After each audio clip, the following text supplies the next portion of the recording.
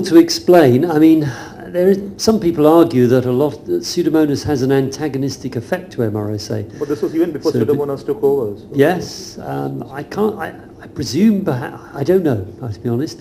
MRSA is around. In fact, we've just, like we did the first genotyping study on CTXM, we've been doing a big genotyping study of MRSA from Delhi and also from Pakistan. There have been some small studies in India which suggest you may find a type called ST239, the Brazilian clone.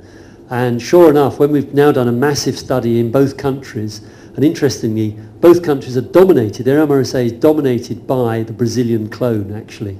And in the Sir Ganga Ram Hospital, which is where we were getting a lot of, one of our Delhi centres, there Chand Wattle reckons about 25% of his hospital Staph aureus are MRSA, interestingly.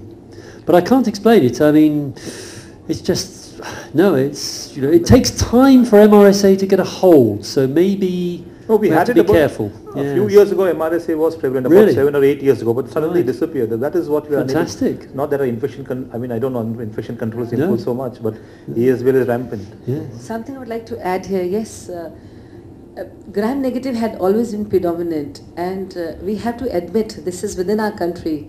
Infection control practices in our country still are not up to the mark. We cannot ignore this fact.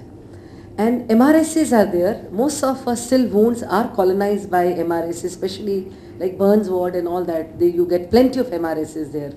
But in ICU, where there are lots of procedures going on, the gram-negative is the predominant, and it has lots to do with our infection control practices too.